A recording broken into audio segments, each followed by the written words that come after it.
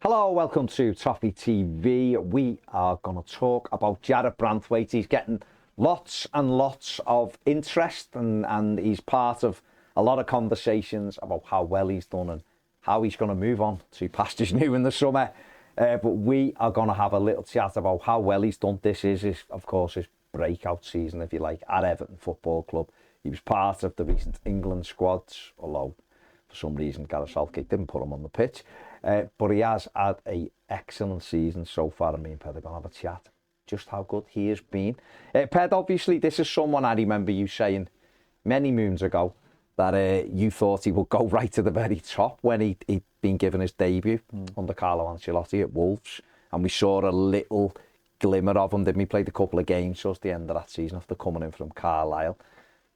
And then he's had subsequent loans at Blackburn Rovers, and he also went off to Holland as well. And he's been back and forth at Everton. But we felt last season, monitoring his progress, that this was the year that we needed to get him in this Everton side. PSV wanted to keep him. So how impressed have you been with him since he did get into the Blues side? That was the third game of the season, wasn't it? And he's been in ever since. Yeah, arguably maybe our player of the season. Maybe.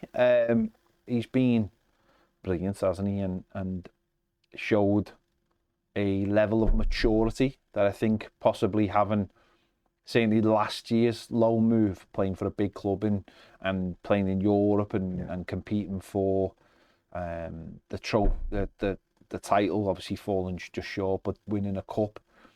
And obviously the manager he had as well, showing a lot of experience, shown a lot of faith in him to play him. So I think he's got everything. And I think he showed that, listen, he's not the final thing and you wouldn't expect him to be. But I do believe that he is destined for the very, very top. And I've thought that, like you said, from day one, because you just get a sense of people. Right? It's not always about what you see when they're playing. You just get a sense of when someone looks like they belong. And I think sometimes we see players and there's a lot said about them and they come through and you just get that idea that they just don't fully believe. Yeah. But he looks like a player, and I think he always has that, believes he should be playing at the top level. Yeah, I'd seen him in the under-21s and things like running back and making goal line clearances and that thing of like loving defending, but he is such a silky player as well. And there is obviously, people have drawn similarities between him and John Stones. I think John Stones, in my opinion, I remember saying it on this show many years ago, that I always felt he'd be a better defensive midfield player than the centre-back. He's been brilliant for City, as of course he has doing in both roles, really, and playing for England. Branthwaite, I feel like he's more of a centre-back, but he's so good and so calm, and nothing has seemed to faze him. But there was interesting last season, it come up recently that he'd been thinking about returning to Everton in December to go and get a different loan. And I think he said Ruud van Nistelrooy had sat him down and had said, look, no, we believe in you and you're going to get more game time. And he's hugely improved since then. But having that, I guess that shows a maturity from him to say, well, I'm out here at PSV and it isn't going the way maybe I envisaged. So I want to go back to Everton and maybe look for a loan move somewhere else. But obviously PSV and Marcel Brands, who of course brought him to Everton, managed to convince him to stay there, and in the end that was the best thing, wasn't it? Yeah, 100%. He didn't play that much before Christmas, and there was definitely conversations between Everton and PSV about making sure that he was getting game time, because obviously Everton do and have rated him massively, and it was seen like this season was probably going to be the season that he came back to Everton, so it was really important that development continued. And I think even though the standard of Dutch football mightn't be what everybody looks at, I think playing in a top division and having those stakes was really more important than maybe when he went to Blackburn and he was playing at a team that weren't going to go down, but really weren't going to go into the playoffs either. So what are you really playing for week in and week out? You're just playing. Where I think when he was at PSV, I think there was definitely, the crowd obviously straight away put pressure on a player. There's an intensity in that, and I think they are a big club in their own right, and I think all those things combined have developed the player, and also playing in Holland as well has probably took him on, you know, with coming out from the back with the ball as well. And I think the level of the player as well over there is, I think he could dominate players as well, which I think added to the confidence factor for him as well, knowing, because you take that, you bring that back, where you didn't even know the players in the Premier League are more physical. It's just, you've got that confidence that you're going to beat people in the air and you know what you're doing. So I think it was the best place for him to be, and I think we've seen that this season. Just before we get, I'm going to have a look at his numbers and everything in a minute, just before we get onto that, this is like almost the ideal blueprint for Everton, isn't it? What we've needed to do, get a young player in, spot a talent, get him in, loan him, develop him, then he becomes in the first team, and obviously now his value's gone through the roof. It's almost like the ideal prototype of what Everton are probably going to have to do if they're to progress moving forward. Yeah, it isn't, and there's different ways of doing that. You know, I think we spoke recently about Nathan Patterson, and maybe this is the path we should have taken with Nathan Patterson, is bring him in and then have a plan for him. That doesn't mean he's going to be at Everton, just sitting in the background while other things are going on at the club. We saw many years ago when James Coleman comes to the club that he went out on loan to a team that were chasing Premier League and got it in Blackpool, and then he came back with all that experience. And I think this has definitely got to be the way forward, is you bring players in and you don't put too much on them, but straight away you have a plan for them.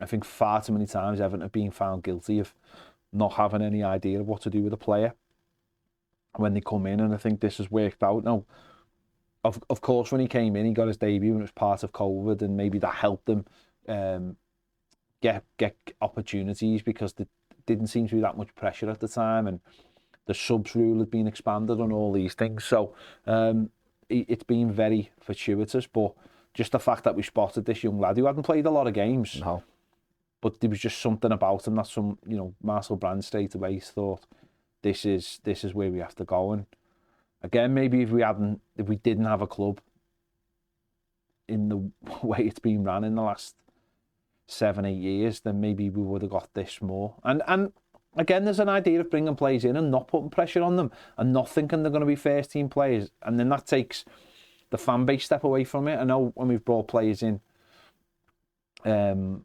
the likes of Vlasic and people like that, where there's an expectation straight away of, they've got to be in the first team, and Adam Luckman obviously scoring on his debut. There is that idea of, well, they're in now and they've done something good, you know, we expect high things of them, and the club get caught up in that instead of going, no, you know, Henry on Yakuru was another one. It was like, well, he can't get a work permit. We're all fixated with, what's he doing? Would he get a work permit? It's like Vlasic, Luckman, on Yakuru, the club made money on all those players. And sometimes people look at that and go, well, it's failure, but it's, to a lot of clubs, that's their business model.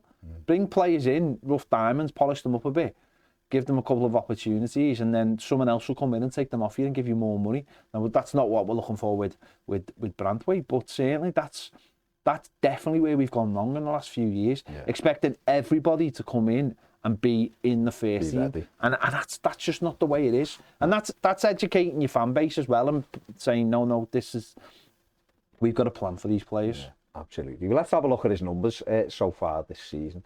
In the Premier League this year, he's played 25 games, he's got 2 goals, he's averaging 5.8 ball recoveries per game, his clearances are at 4.2 per game, and the duels won 5.3. There's his heat map there, as we can see. And if we go on to the next one that we've got, the next graphic we've got here, the SofaScore rating. You can download the SofaScore app free and get all of this information. The link is in the description. His SofaScore rating is 7.04 for the season. His minutes played 2,160. The 2 goals, as we've said. He's been part of an Everton defence that has kept 7 clean sheets, 0 errors leading to a goal, which I think is huge for him. He's averaging 2 tackles per 90 and 1.71 per game there. With that, very impressive numbers for, like we said, for someone who's a breakout season. And I think I do like the way you're not convinced whether he's right-footed or left-footed, because he's comfortable on either. He's slotted in alongside James Tarkowski, and I think Tarkowski should take some credit as well for the way he's kind of managed him and helped him progress this season. And we've seen in like recent games at Brighton when like Branthwaite made a brilliant tackle and Tarkowski's over and the bumping chests and all that kind of stuff. They've developed a really good partnership, and Everton have had one of the best defences around, really. I think the fourth, fifth best or whatever it was till recently. So they've formed a good partnership, haven't they? Yeah, that's really important, having that leadership next year. And who knows, if he'd been put in next to someone who didn't have those qualities, then things might be slightly different.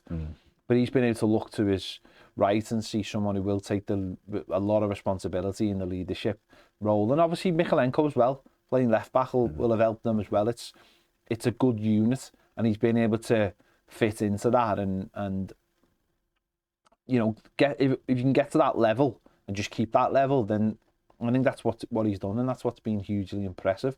As I said, if you go into a defence that's maybe a little bit more shaky and your confidence drops because of that, and we've seen that in the past, the likes of Mason Holgate, I think, has suffered from that, from not playing with someone next to him. I think Mason Holgate always seemed to be at his best when he was actually next to Ashley Williams, and they formed a nice little partnership, and probably when Ashley Williams was at his best for Everton, and having someone who was a rough and ready defender and knowing that you just have to follow his cues is hugely important. Whereas, without digging him out, I mean, Mason Holgate played alongside Michael Keane and they both looked awful. I think that's where that's really important when partnerships are formed.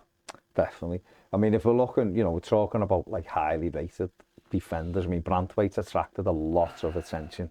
Now, there's talk of Manchester City wanting them, Manchester United. He's been linked with Arsenal, Real Madrid are apparently monitoring them. Obviously, That'd be the one. Yeah, obviously Carlo Ancelotti has, given his debut, didn't he, and seen him at close quarters, and will have watched the development from him. But if you look at, the best, the top 5 rated under 23 defenders this season, we can see that Jan-Paul van Hecke at Brighton there. We've got Josko Guardiol, who cost City near enough 100 million. Branthwaite is sitting in third there, above Gusto. Okay, he's a right back, but William Saliba, who I think has been brilliant for Arsenal. I know it's only SofaScore, and I know it's all algorithm stuff and things like that, but to be rated third in the defensive, under 23 defenders, again, is further evidence just how well he has done this season. And is it any surprise to you that he is being linked with those kind of clubs? No, because English talent obviously can play. It's interesting just because physically he's got so much about him. He's tall, he's decent in the air. He doesn't get caught for pace too often. No. And only really, the moment with Haaland is the one where you go, yeah, he's been caught there, and it's sort of to the outside world, they might have looked at it and thought, oh, he's not as good as what people say. But in that game, he was excellent. He's just one of those moments. One mistake. And he can, he plays some good balls out, but also when he gets the ball, he never feels pressurised to just whack it down the pitch. He'll always look for the intelligent pass and never gets caught. And on the graphic then it said about no goals, no errors leading to goals. And again, that shows you that he's very comfortable when he's got the ball. And we've seen him against Manchester City, having the ball in our box and playing out with it. And I think for a player of his experience and his age, you wouldn't see that. A lot of people would just be like, just get rid of it, just go along with it. Yeah. And obviously you're giving up possession straight away, but he always tries to keep possession. And I think that's for a big club. Sorry, not a big club. For a club that is in a better position than we are right now, they'd look at that and think that's exactly what we want from our defenders. And when you read off a list like that, I mean, why wouldn't Real Madrid be interested in him? He's a young lad. The manager knows him, give him his debut in the Premier League. And why wouldn't you be looking at that and think this is a talent that could, if we allow him to go to somewhere like Manchester City, he could be there for the rest of his career, and we'll never get an opportunity like this again. And I'm not saying, Jude Bellingham is obviously who's there now, and obviously he went obviously to Dortmund. It's a slightly different situation, but if you are looking at someone that, as an Evertonian, I genuinely, I'm not blowing smoke up anyone's backside here. We've watched a lot of plays, and we've lost a lot of players, and I genuinely look at this lad and I just think, this lad is going all the way to the top. He's got every attribute, and sadly that won't be with us. No. So why would I have any dog in the fight here? I would love to see him go to somewhere like Real Madrid. I think it would be amazing to see a young lad come from Carlisle, go to Everton in the Premier League, and then make that step up. Will it happen? Well, the chances are probably not huge, but it would be absolutely fantastic if that's where his destination was, if he left Everton, because I think a lot of Evertonians would feel a lot better about it. But he isn't going to West Ham, he ain't going to Villa, he's not going to Tottenham. This lad is going to have the pick of his clubs, and it might actually be someone like Manchester United, because they have to make a huge statement buy that will come in for him and give us silly money, and it should be silly money, because he is, I think, for an English centre-back, I think he's a once-in-a-generation talent. That's how highly I rate him. So, let the bids begin at 95 million. We'll start there. Just, Why not? Why not? He is unique. He's a left-sided, 6'5" centre-back who's decent in the air, good turn of pace, so comfortable with both feet, and would fit into a Manchester City, or would be able to go into... Yeah, would he be able to go into Real Madrid and play with the unbelievable team that they've got? Probably, yeah. And there's a lot of... They're building a hell of a team, and a hell of a young team as well, that could dominate forever. So, well, forever. I mean, forever as in like 5 years. Do you know who he reminds me of? Go on. He reminds me of Van Dijk. When he was at like Celtic. Van Dijk's better in the air, but definitely, yeah. But when he was at Celtic, honestly, he reminds me of a player that you could watch, people would look at and go, there's something about him. Pardon Martinez, yeah. But he does, he reminds me of that. It doesn't remind me of him now, obviously. No, of course. He's one of, if not the best centre-back in the world.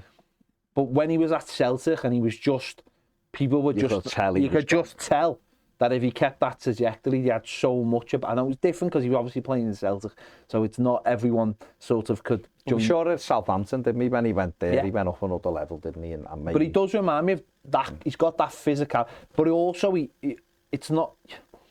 Doesn't get Van Dijk very rarely gets caught out by pace, and it's not because he's lightning fast. It's because his positional sense is so good, and he reminds me of when he was at that stage of his career.